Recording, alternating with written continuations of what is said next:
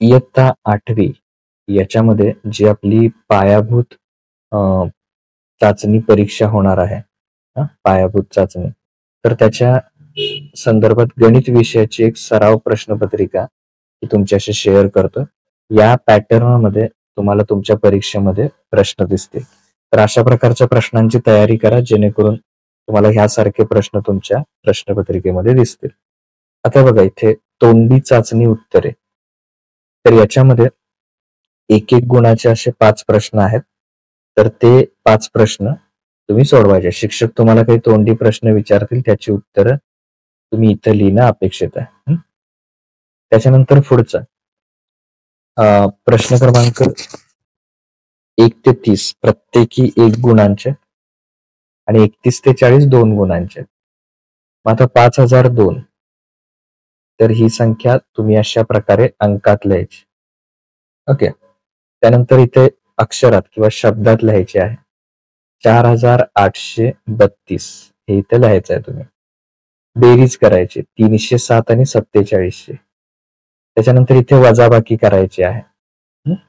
तर ती वजाबाकी करा आणि 36 गुणिले 13 गुणाकार करायचा. 36 गुणिले 13 किती येतो तो. त्याच्यानंतर 412 ला 4 ने भागायचा म्हणजे 4 10 40 उरले 1.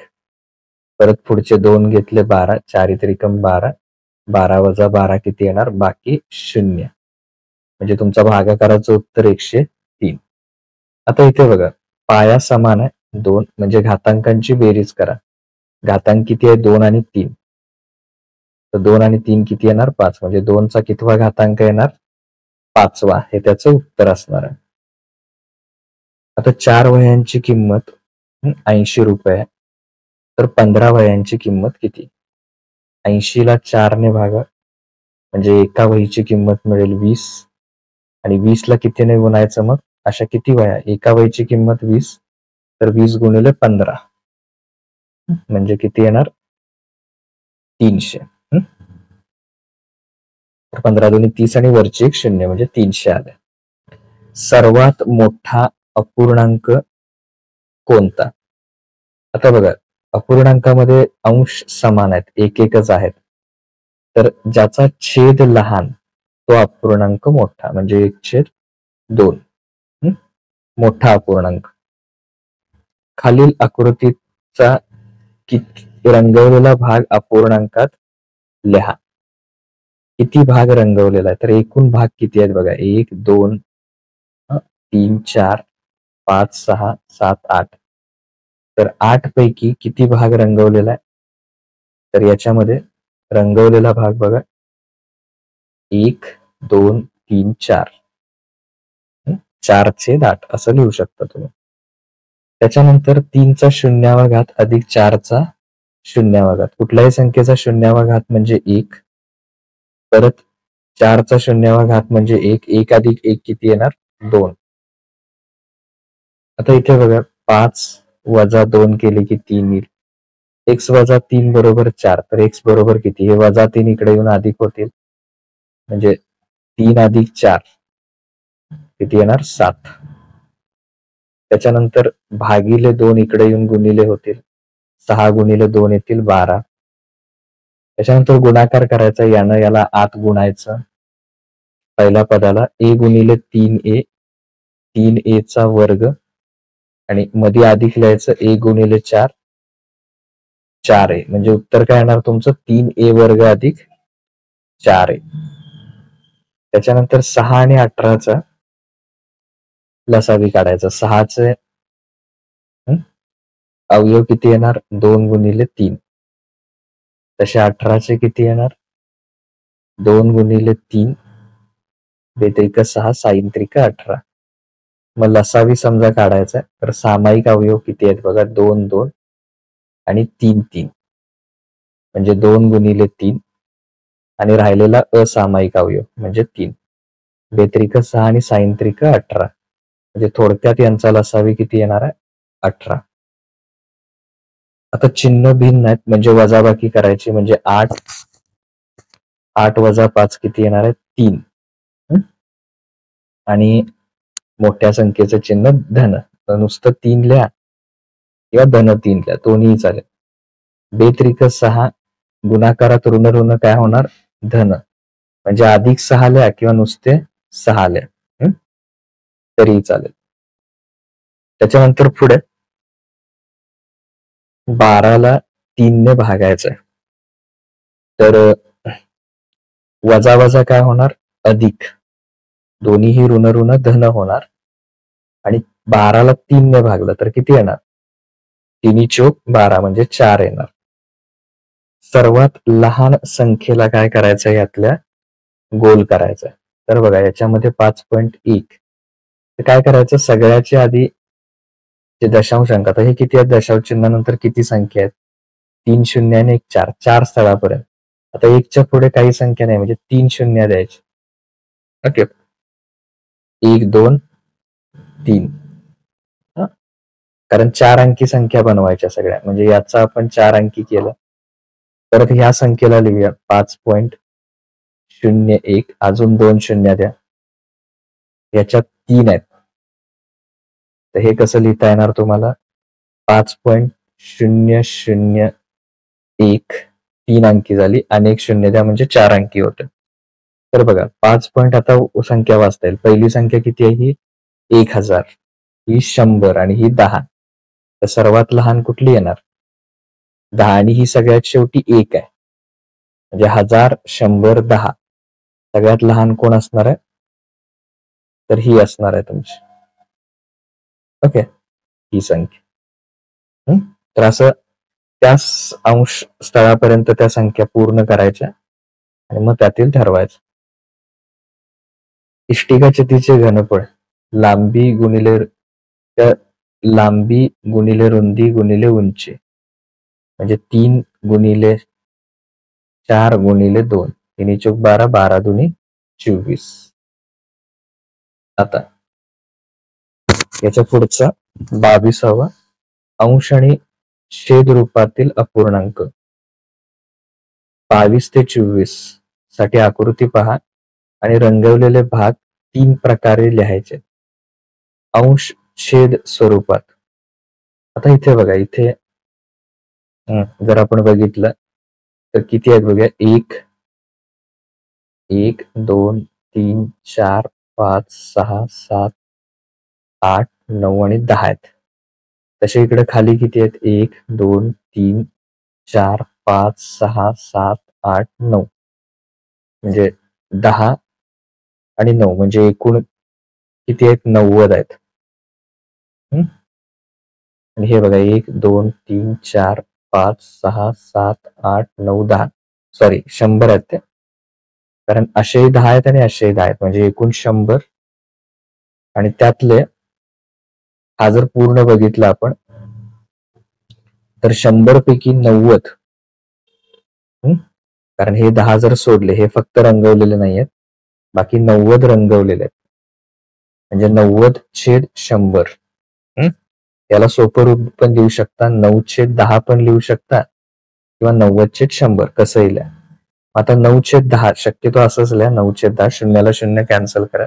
दशांश अपूर्णांकामध्ये म्हणजे 0.9 लिहायचं. 9/10 म्हणजे 0.9, आणि 10 90/100, छेद 100 म्हणजे टक्के, म्हणजे किती येणार? 90%. रंगवलेला भाग तिन्ही स्वरूपात येईल. तर 25वा प्रश्न.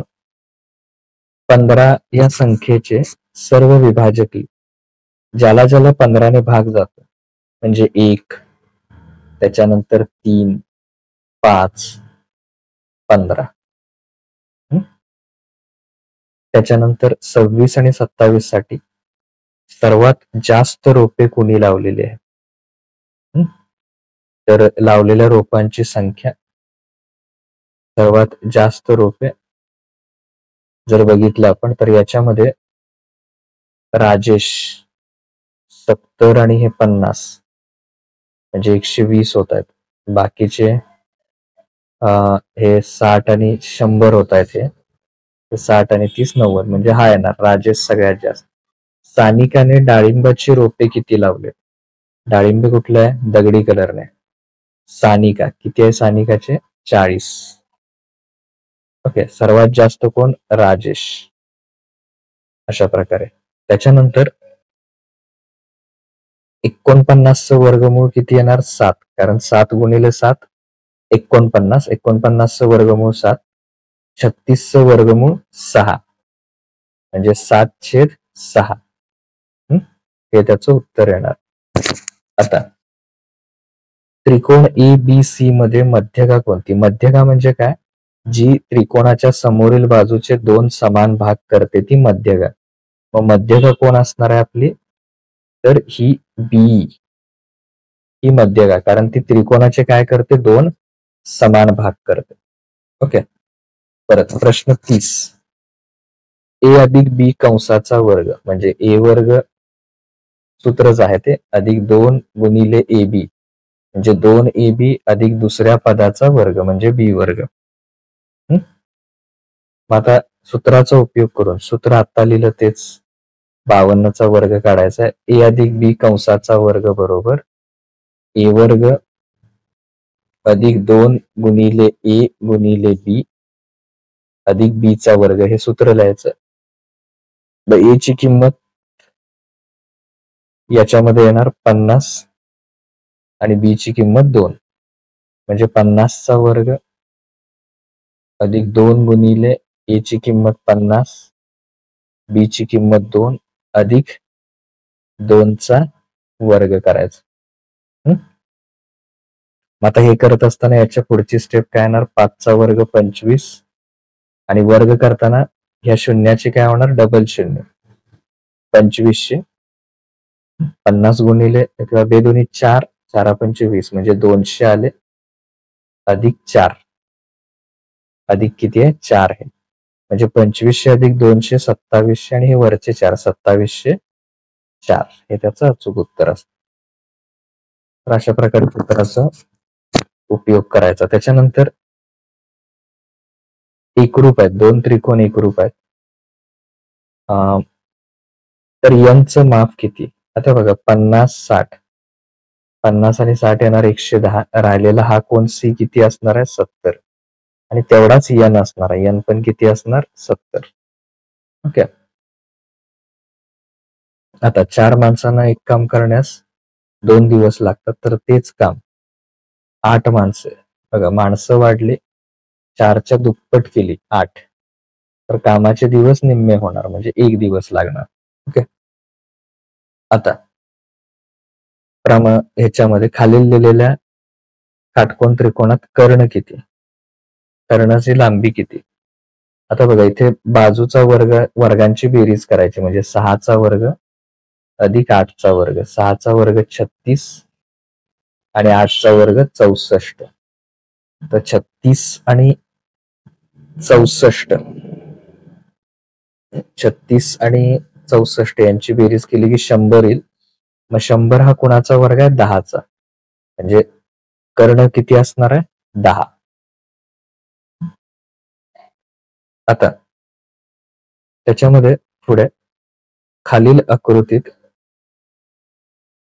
जो ABCD हा आयत आहे तर त्याचे क्षेत्रफळ तर ह्या दोन्हींचा गुणाकार करायचा म्हणजे तुम्हाला उत्तर मिळून जाईल.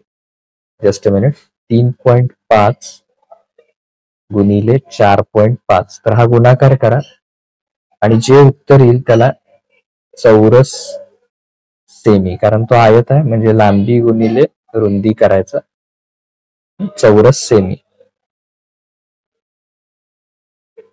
आता प्रश्न 36 पी वर्ग वजा 2p आता या दोन्हींची बेरीज करायची म्हणजे पी वर्ग वजा 2p अधिक 7 आणि दुसरं पी वर्ग अधिक 2p अधिक 3 तर ह्या दोन्हींची बेरीज करायची. मग बेरीज करताना काय होणार तर वजा 2p अधिक 2p कॅन्सल होणार पी वर्ग अधिक पी वर्ग म्हणजे 2p वर्ग येणार आणि 7 आणि 3 किती येणार 10 म्हणजे उत्तर काय असणार आहे तुमचं 2p वर्ग अधिक 10 हे त्याचं उत्तर असणार आहे. अवयव पाडायचे अवयव म्हणजे काय तर याच्यामधनं सामायिक घ्यायचे तर 4 सामायिक घ्यायचा दोन्हीकडे कोण आहे बी तर बी सुद्धा सामायिक घ्यायचं सामायिक घेतल्यावर 12ला 4ने भागायचं म्हणजे किती येणार? 4 त्रिकम 12.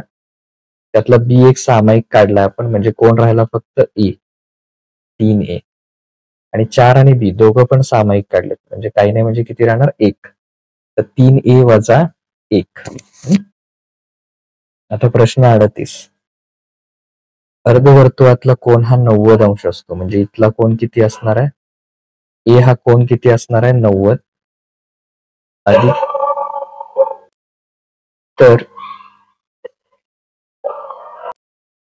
तर आता 90 आणि वरचे 30 तर किती येणार आहेत? 90 आणि 30 120. 90 आणि 30 120 अंश.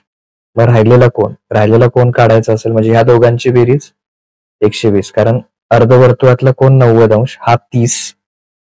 90 आणि 30 120 झाले तर राहिलेला कोन काढायचा असेल तर 180 मधून 120 वजा करायचे म्हणजे राहिलेले किती येणार? 60 अंश.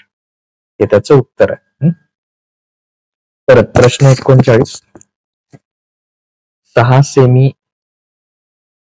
लांबी 6 सेमी व रुंदी 4 सेमी असलेल्या आयताची रचना करा. तर पाया असा घ्यायचा 6 सेमीचा. त्यानंतर हा कोन काटकोन काढायचा 90 अंश. कंपासमध्ये 4चा अंतर घ्यायचं.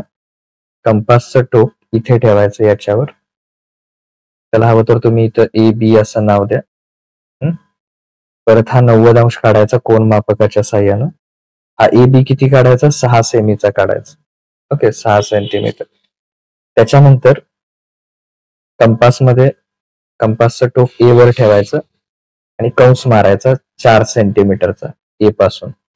समजा हा सी मिळाला. तसंच इकडे सुद्धा काय करायचं? 90 अंश काढायचा त्याच्यामध्ये सुद्धा 4 सेंटीमीटर अंतर घेऊन इथे असा कंस मारायचा. हा 4 सेंटीमीटर आणि हा जोडून घ्यायचा ए बी. त्याच्यामध्ये हवं तर असं म्हणा ए बी, इथे सी म्हणा आणि मग D. A B C D. तर हा आयत तयार होईल.